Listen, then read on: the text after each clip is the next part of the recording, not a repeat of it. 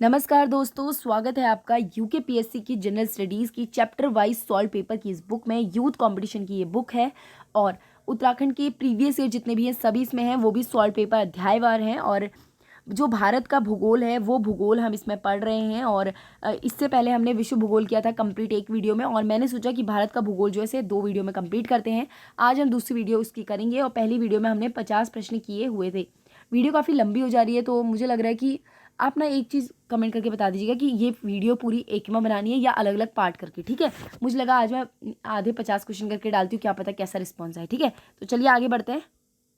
तो देखो, बात कुछ ऐसी है, जो परसों वाली हमारी कल वाली क्लास थी उसमें हमने 50 प्रश्न कर लिए थे। आपने पुरानी वीडियो नहीं देखी, जाके ज़रूर देखिएगा। आज हम 51 वाले क्वेश्चन से स्टार्ट करेंगे, जिसमें प्रश्न ये है, निम्नलिखित जनपदों में से कोटा दून किसमें अवस्थित था। तो कोटा दून किसमें अवस्थित है बोला, ठीक है। तो कहाँ है? नैनीताल में है, ठीक है।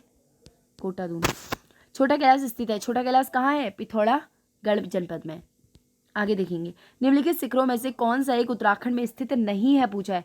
तो जो कुलाकांडी नहीं है, नंदाकोट आपने देखा होगा, खंबा भी, दूनागिरी भी, ये सब हमारे नाम सुने हुए हैं, तो इसलिए हम ऐसे भी जा सकते हैं ऑप्शन के थ्रू। आगे देखेंगे, निम्नलिखित में से कौन सा दर्रा उत्तराखंड में दारमा तथा व्यास घाटी को जोड़ता है। कौन सा? सिल्ला दर्रा है यहाँ पे, देखो ये लिखा है। तो क्या होगा इसका आंसर? सिल्ला दर्रा।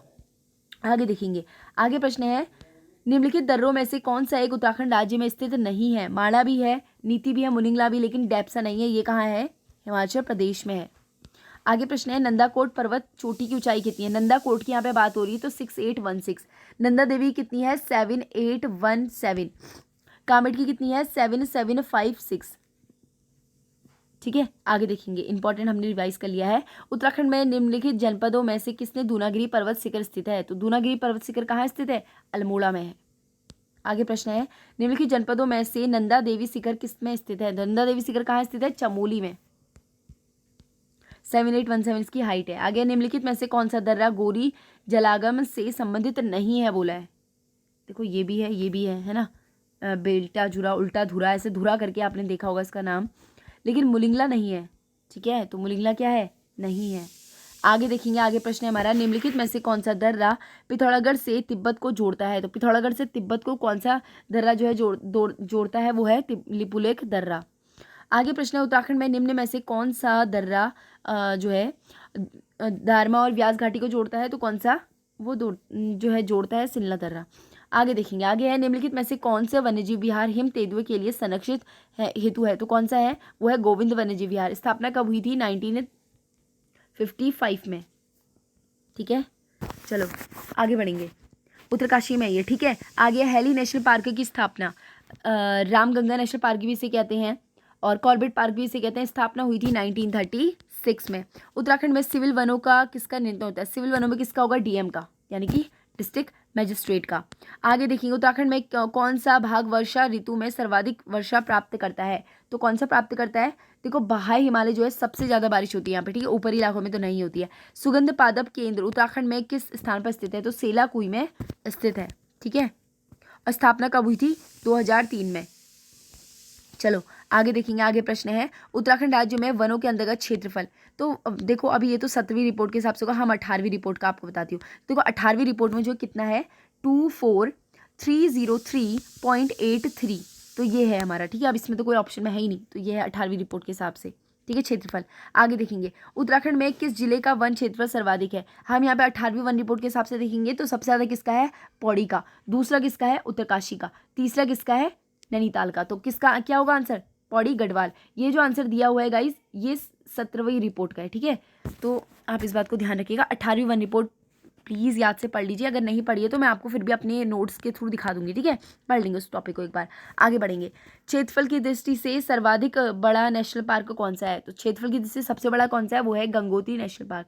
स्थापना कब हुई थी और जो है कितने क्षेत्र में फैला है, आ जाता है। तो 989 में जो है 1900, हाँ 1989 है, 83 नहीं, हाँ, तो 1989 में इसकी स्थापना हुई थी। इसके अलावा 2390 क्या है इसका क्षेत्रफल, सबसे ज़्यादा यही है इसका, ठीक है। उत्तराखंड में वन नीति का एक महत्वपूर्ण उद्देश्य क्या होता है? क्या होता है? पर्यावरणीय स्थिरता को बनाए रखना और पारिस्थितिकी संतुलन स्थापित करना। तो इसका आंसर ये होगा, ठीक है। आगे देखेंगे, आगे प्रश्न है, भारत में वन रिपोर्ट 2021, तो 2021 नहीं, हम यहाँ पे 2023-24 की जो रिपोर्ट आई है वो देखेंगे। अनुसार उत्तराखंड में निम्नलिखित में किस जनपद सर्वाधिक वन क्षेत्रफल है? सर्वाधिक वन क्षेत्रफल कहाँ है? सबसे ज़्यादा है पौड़ी में। हम देख रहे हैं 18वीं वन रिपोर्ट के हिसाब से, ठीक है, 2024 के हिसाब से। तो 24 के हिसाब से सबसे ज़्यादा कहाँ है? पौड़ी में। पौड़ी के बाद कहाँ है? उत्तरकाशी में। उत्तरकाशी के बाद कहाँ है? नैनीताल। तो हम इसका आंसर क्या लगाएंगे? उत्तरकाशी। सोना वन्यजीव विहार कहाँ है? सोना वन्यजीव अभ्यारण्य, बिहार बोलिए, तो ये है पौड़ी गढ़वाल में, ठीक है। प्रश्न गलत बोल दिया मैंने। प्रश्न ये है कि सोना नदी वन्यजीव अभ्यारण्य कहाँ स्थित है? तो कहाँ है? पौड़ी गढ़वाल में। आगे प्रश्न है, उत्तराखंड में कोटद्वार, रामनगर, टनकपुरी, पेटी में कौन सी जलवायु जो है विद्यमान है? तो कौन सी? उपोष्ण, तराई वाला इलाका है ना, इसलिए। चलो आगे देखते हैं। उत्तराखंड में पर्वतीय भाग में ग्रामीण जनसंख्या की जो है आजीविका का प्रमुख स्रोत क्या है? तो क्या है? कृषि एवं पशुपालन। निम्नलिखित में से भाबर श्रेणी में कौन सा आता है? उपोष्ण, भाबर में आता है, ठीक है। राजाजी राष्ट्रीय पार्क एक प्राकृतिक आवास है, किसका है? एशियाई हाथी का, और 3 जिलों में फैला हुआ है, देहरादून, हरिद्वार और पौड़ी। आगे देखेंगे। भारत में स्थापित प्रथम राष्ट्रीय पार्क उत्तरांचल में स्थित है, क्या लिखा है? भारत में स्थापित प्रथम राष्ट्रीय पार्क उत्तराखंड में स्थित है, वह कौन सा है? तो कौन सा है? राजाजी, जो है राजाजी नहीं, वो है जिम कॉर्बेट। कब हुई थी स्थापना? 1936 में। रामगंगा भी इसे कहा जाता है, इसके अलावा हैली नेशनल पार्क भी इसे कहा जाता है। चिपको आंदोलन उत्तराखंड में किस जिले में मूलतः प्रारंभ हुआ था? तो कहाँ हुआ था? चमोली के रैणी गांव से 1973-74 में। निम्नलिखित में से कौन सा एक उत्तरांचल की पहाड़ियों का लोकप्रिय चारा प्रदान है? तो कौन सा है? बांज। गाना सुना होगा आपने, दूर डना आए बांज कटना, ठीक है, ऐसा कुछ गाना भी है। चलो आगे देखते हैं। अस्कोट वन्यजीव सेंचुरी किस जनपद में स्थित है? अस्कोट कहाँ है? पिथौरागढ़ में। बिनसर कहाँ है? अल्मोड़ा में। ये है बिनसर, देखो बिनसर के बारे में पढ़ लेते हैं, बिनसर, ठीक है। चलो आगे देखते हैं। उत्तराखंड में स्थित निम्नलिखित संस्थानों में किसने अपनी जो है स्थापना हरित जयंती बनाई थी? तो ये करंट अफेयर उस टाइम में बनाई होगी, तो किसने बनाई देख लेते हैं। वन्यजीव संस्थान ने, ठीक है। चलो आगे देखते हैं। कॉर्बेट राष्ट्रीय उद्यान का कुल क्षेत्रफल कितना है? तो 520.82। उत्तरांचल में काचुला खर्क क्या है? तो कस्तूरी मृग का प्रजनन जो है केंद्र है। 1972 में इसकी क्या हुई थी? स्थापना हुई थी। उत्तरांचल का सकल वन क्षेत्रफल लगभग कितना है? अब ये देखो 18वीं वन रिपोर्ट के हिसाब से हमें बताना है ना, तो आप ये वाले क्वेश्चन को कमेंट करके बताइएगा। 84वां क्वेश्चन है उत्तरांचल का सकल वन क्षेत्रफल लगभग कितना है। चलो आगे देखते हैं। लीसा प्राप्त होता है, किससे होता है? चीड़ के पेड़ से। आगे है, चिपको आंदोलन में 1974 में रैणी गांव की महिलाओं का नेतृत्व करने वाली महिला का नाम क्या था? गौरा देवी। पता चला? आप लोग कमेंट करके ना ये बता दो इसका आंसर, जो इन्होंने बी लगाया है ये गलत है। 18वीं वन रिपोर्ट के हिसाब से मैंने आप लोगों से पूछा है, तो कमेंट वही करना 18वीं वन रिपोर्ट वाला, ठीक है। चलो आगे बढ़ते हैं। उत्तराखंड में बांज बुनास के पौधे हैं, तो क्या हैं ये हैं समशीतोष्ण वनों की विशेषता। आगे, उत्तराखंड राज्य में किस राष्ट्रीय पार्क को वर्ष 2016 में प्रोजेक्ट टाइगर परियोजना के अंतर्गत सम्मिलित किया गया? तो राजाजी राष्ट्रीय पार्क। आगे प्रश्न क्या है? निम्न में से कौन सा उत्तराखंड का एक जैव आरक्षी क्षेत्र है? तो कौन सा है? नंदा देवी। 1982 में इसकी स्थापना हुई थी। प्रश्न यह है, उत्तराखंड में निम्नलिखित में से जो है विश्व धरोहर स्थल में कौन सा घोषित है? तो कौन सा है? वो है नंदा देवी बायोस्फीयर। कब हुई थी? इसको शामिल कब किया गया था? 1988 में। फूलों की घाटी राष्ट्रीय उद्यान 2005 में, ठीक है। आगे प्रश्न है हमारा, निम्नलिखित में से कौन सा एक उत्तराखंड में जैव विविधता का ह्रास का कारण नहीं है? कौन सा नहीं है? बंजर भूमि का नवीनीकरण। इजी प्रश्न था। उत्तराखंड में निम्न में से कौन सा वन्यजीव संरक्षित क्षेत्र टाइगर रिजर्व है?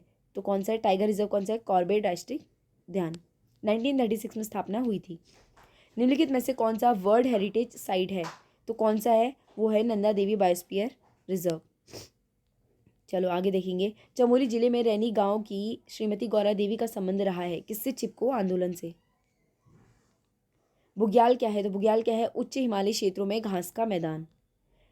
गोविंद राष्ट्रीय उद्यान जहां स्थित है वह जनपद है, तो कहाँ है? वो है उत्तरकाशी में। फॉरेस्ट रिसर्च इंस्टीट्यूट किस नगर में स्थापित किया गया है? तो कहाँ स्थापित किया गया है? देहरादून में। निम्नलिखित में से उत्तराखंड के किस उच्च कटिबंधीय में सर्वाधिक वनाच्छादित प्राप्त होता है? तो कहाँ होता है? वो होता है 1000 से 2000 मीटर तक का। आगे देखेंगे। पर्वतीय कस्तूरी मृग में संदर्भ में निम्न कथनों पर विचार कीजिए। तो चलो ठीक है। प्रश्न क्या है? प्रश्न यह है, पर्वतीय कस्तूरी मृग के संदर्भ में निम्नलिखित कथनों पर जो है विचार कीजिए। एकाकी प्राणी और जो है बंद अवस्था में दिखना मुश्किल, बिल्कुल सही। आगे है, यह IUCN की रेड डाटा लिस्ट में खतरे में नहीं है। देखो ऐसा नहीं है भी, क्योंकि बहुत कम है ये, ठीक है। और उत्तराखंड में किस प्रजाति जो है, उत्तराखंड में यह प्रजाति अवैध शिकार के कारण खतरे में है, बिल्कुल सही। तो आंसर क्या हो जाएगा, 1 और 3। तो 1 और 3 किस में है, 1 और 3, तो 1 और 3 बी आंसर होगा, ठीक है। चलो आगे देखेंगे, उत्तराखंड में कुल कितने वन्यजीव अभयारण्य हैं। तो वन्यजीव अभयारण्य कितने हैं, 7 हैं। कौन कौन से हैं, गोविंद वन्यजीव अभयारण्य, बिहार तो अलग होता है। चलो देखो, गोविंद वन्यजीव अभयारण्य, केदारनाथ, अस्कोट, जो है सोना नदी, बिनसर, मसूरी और नंदौर। नंदौर के बारे में बहुत पूछा जाता है, स्थापना हुई थी 2012 में, ठीक है, ध्यान में रखिएगा। चलो आगे बढ़ते हैं। भारतीय वन सर्वेक्षण रिपोर्ट 2021 में के अनुसार निम्नलिखित जनपद सर्वाधिक वन क्षेत्रफल किस में है। अब 2021 बोला है, हम तो 2024 का पढ़ेंगे। तो 2024 के अनुसार सर्वाधिक वन क्षेत्रफल किस में है, तो क्षेत्रफल के हिसाब से पूछा है, तो किस में होगा, उत्तरकाशी में, ठीक है। चलो आगे देखते हैं। गोविंद वन्यजीव अभयारण्य निम्नलिखित में से किस जनपद में स्थित है। तो गोविंद वन्यजीव अभयारण्य कहाँ है, वो है उत्तरकाशी में। आगे है, निम्नलिखित राष्ट्रीय उद्यान में से कौन उत्तराखंड में स्थित नहीं है। तो कौन सा नहीं है, वो है कान्हा राष्ट्रीय उद्यान। आगे देखेंगे, आगे प्रश्न है, मनेरी भाली विद्युत परियोजना का निर्माण निम्नलिखित में से किस नदी पर हुआ है। तो कहाँ पे हुआ है, भागीरथी में, ठीक है, उत्तरकाशी में है ये। आगे देखेंगे, निम्न राष्ट्रीय उद्यानों में से कौन पौड़ी गढ़वाल एवं नैनीताल जनपद में साझा है। तो कौन सा है, तो साथ में हुआ कॉर्बेट राष्ट्रीय उद्यान, ठीक है, 1936 में स्थापना हुई थी। निम्नलिखित में से सही मिलान करना है। चलो देख लेते हैं कौन कौन सा है ना। तो क्या है प्रश्न, चलो इसमें है कौन सा में कहाँ है बताना है। चलो देखते हैं फिर। पहला है इसमें गोविंद राष्ट्रीय उद्यान। गोविंद राष्ट्रीय उद्यान कहाँ है, गोविंद राष्ट्रीय उद्यान है हमारा गोविंद राष्ट्रीय उद्यान, तो गोविंद राष्ट्रीय उद्यान है हमारा उत्तरकाशी में, ठीक हो गया। अस्कोट कहाँ है, अस्कोट है हमारा पिथौरागढ़ में। बिंजर कहाँ है, अल्मोड़ा में। और सोना कहाँ है, पौड़ी में, बिल्कुल सही। आगे देखेंगे, कॉर्बेट राष्ट्रीय पार्क में संदर्भ में निम्नलिखित में से कौन सा कथन सही है, सही है हमें बताना है, ठीक है, ध्यान में रखिएगा, सही है बताना है। यह भारत का पहला वृहद राष्ट्रीय उद्यान है। देखो भारत का पहला तो है, लेकिन वृहद भी लिखा हुआ है, हाँ कह सकते हैं एक पल के लिए। स्थापना हुई थी 1, 2 भी मुझे ठीक लग रहा है। चलो आगे देखते हैं। इसका पूर्ववर्ती हैली नेशनल पार्क था नाम, ठीक है, और 286 में नहीं, इसका तो कितने वर्ग में किलोमीटर में है ये, 250.8 ऐसे कुछ है ना ये, 82 समथिंग या 83। तो देखो ये है इसका, तो इसने तो ज़्यादा बता दिया। तो 4th तो है ही नहीं, तो 4th तो कट हो गया, और केवल 1 भी कट हो गया, 1 और 2 भी कट हो गया। तो 1, 2 और 3 है इसमें ना, ये होगा आंसर, तीसरा वाला। तो इसका आंसर क्या है गाइस, इसका आंसर है ये वाला, ठीक है, इसका आंसर ये वाला होगा। चलो आगे देखेंगे। आगे प्रश्न है, नंदा देवी राष्ट्रीय उद्यान को वर्ष डैश में यूनेस्को द्वारा विश्व धरोहर में घोषित किया गया था। तो कब किया गया था, 1988 में। आगे देखेंगे, हिमालयन मसाला उद्यान डैश में वन्य अनुसंधान केंद्र हल्द्वानी द्वारा स्थापित किया गया था। तो कब किया गया था, सातताल नैनीताल में। एक सेकेंड, ये मैंने गलत बता दिया। देखो आगे प्रश्न क्या है, आगे प्रश्न है हमारा,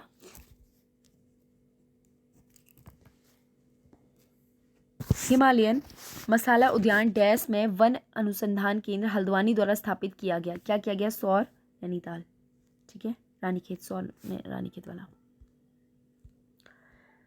आगे प्रश्न हमारा, हिमालयी मसाला उद्यान डैश में वन अनुसंधान केंद्र हल्द्वानी द्वारा स्थापित किया गया, सौर रानीखेत, ठीक है।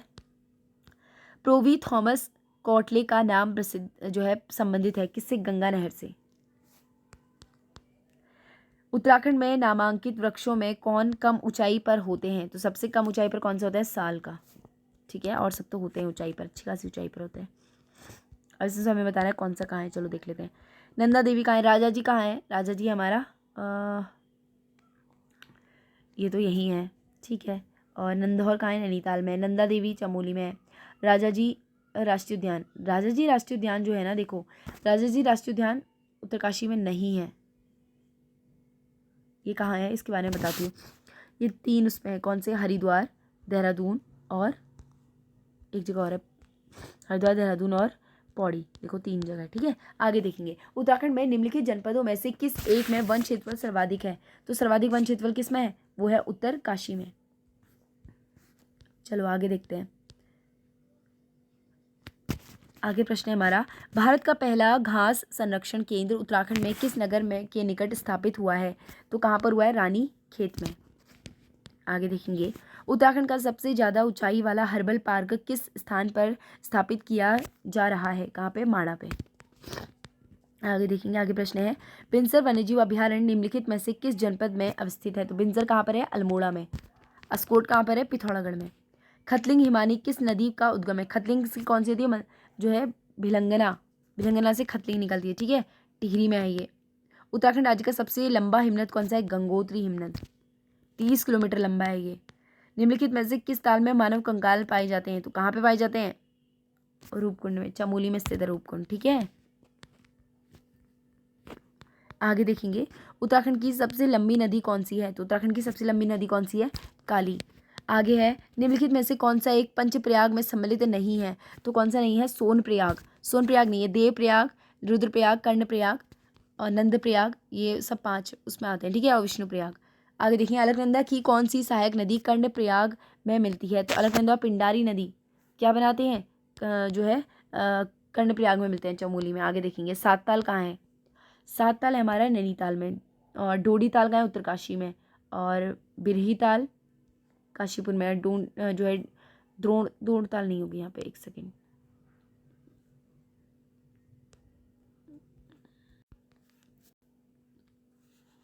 तो देखो कौन सा है? सात ताल है हमारी, द्रोण ताल है काशीपुर में। बिरही ताल कहाँ है? चमोली में। और सात ताल कहाँ है? नैनीताल में। और डोडी ताल कहाँ है? उत्तरकाशी में, ठीक है। चलो आगे देखते हैं, वह स्थान जहाँ पर जो है भागीरथी और अलकनंदा नदियों का मिलकर गंगा बनती है, कहाँ पे बनती है? देवप्रयाग में। आगे प्रश्न है, इनमें से गंगा की कौन सी सहायक नदी उत्तरवाहिनी है? तो उत्तरवाहिनी कौन सी है? दाएं या बाएं? उत्तरवाहिनी बाएं से। घाघरा, सोन, गंडक, कोसी। सोन नीचे से आती है यहाँ से, ठीक है। जो अलग से आएगी वही होगी फिर, है ना, ऐसे भी याद कर सकते हैं। चलो आगे देखते हैं, निम्नलिखित में से कौन सुमिलित कीजिए तथा दाएं से बाएं बताइए। चलो देख लेते हैं, निम्नलिखित में से कौन सा सुमिलित कीजिए तथा दाएं से बाएं बताइए।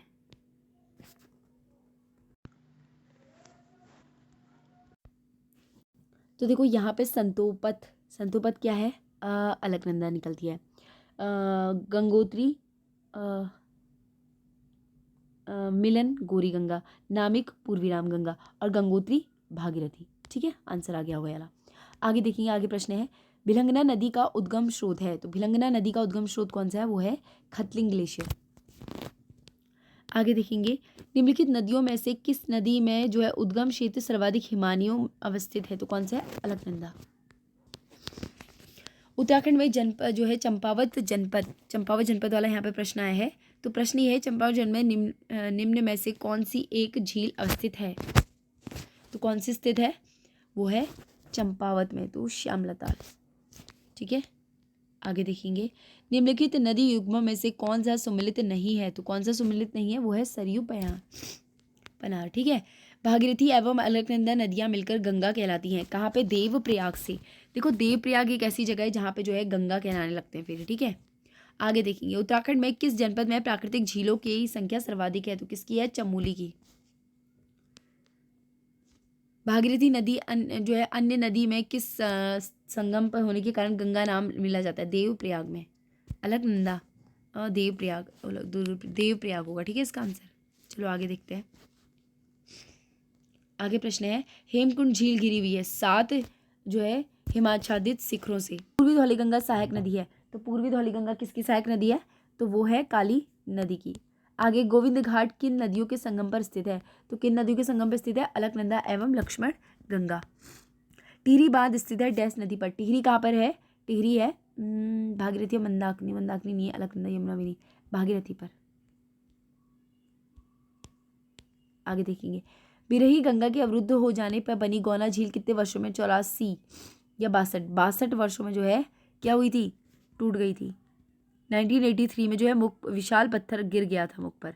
आगे देखेंगे, जानवी नदी किस जल प्रवाह अथवा मुख्य नदी से संबंधित है? तो किससे? भागीरथी से। उत्तरांचल का कोशी नदी सहायक नदी है, तो किसकी है? रामगंगा की। उत्तरांचल में निम्नलिखित झीलों में से कौन सी एक का आकार त्रिभुजाकार है? तो संतोपत ताल का क्या है? त्रिभुजाकार है। आगे देखेंगे, गंगा नदी का उद्गम स्थल कौन सा है? तो गंगा नदी का उद्गम स्थल कौन सा होगा? गंगा का होगा गंगोत्री। हालांकि यहाँ से भागीरथी निकल, गोमुख, गंगोत्री ग्लेशियर। अब गंगोत्री भी दे दिया, गोमुख भी दे दिया, है ना, दोनों चीज़ें दे दी इन लोगों ने। आगे देखेंगे, कौन सी नदी कर्णप्रयाग से अलकनंदा पर मिलती है? पिंडर नदी जो है मिलती है। ठीक है, आगे है अब इसमें से हमें बताना है। पहला है टॉस यमुना की सहायक नदी है। ठीक है, भिलंगना भागीरथी की सहायक नदी है। पिंडर गंगा की सहायक नदी है। नहीं, पिंडर गंगा की सहायक नदी नहीं है, गलत हो जाएगा। और मंदाकिनी गंगा की सहायक नदी है, बिल्कुल सही। तो 1 2 4, 1 2 4 किस में है? ये है 1 2 4। आगे देखेंगे, निम्नलिखित में से कौन सी नदी जो है उत्तराखंड से होकर नहीं बहती? तो कौन सी नहीं बहती है? देखो, यमुना भी बहती है, गंगा भी, रामगंगा, लेकिन कावेरी नहीं बहती है। कावेरी तो नीचे दक्षिण में बहती है ना, इसलिए। आगे है, निम्नलिखित में से कौन सी काली नदी की सहायक नदियां हैं? तो काली नदी की सहायक नदी कौन सी है? पूर्वी धौलीगंगा और कुंती अंगती। आगे देखेंगे, निम्नलिखित में से कौन सी एक जो है हिमनद रक्तवर्ण और श्वेत वर्ण नीलांबर जो है पीला पानी एवं चतुरंगी हिमानियों द्वारा घोषित है? तो कौन सी है? वो है गंगोत्री। ध्यान में रखिएगा, रिपीटेड प्रश्न आ भी जाएगा। उत्तराखंड में निम्न दर्रों में से कौन काली नदी के उद्गम स्थल के निकट स्थित है? तो कौन सा स्थित है? वो है लिपू लेक। तो आज लगभग हमने यहाँ पे 150 तक का प्रश्न कर लिए हैं। तीसरी वीडियो और आएगी, तीसरी वीडियो में संपूर्ण जो है हम इसमें कौन सी टॉपिक करेंगे? ज्योग्राफी के कंप्लीट कर लेंगे। ठीक है, उत्तराखंड की, तो उत्तराखंड की ज्योग्राफी खत्म हो गई, विश्व ज्योग्राफी खत्म हो गई, और भारत की ज्योग्राफी फिर हम स्टार्ट करेंगे। तो thank you and thank you so much, और आई होप कि आपको अच्छा लग रहा है। अगर कोई आपकी राय है तो कमेंट बॉक्स में ज़रूर बताएं।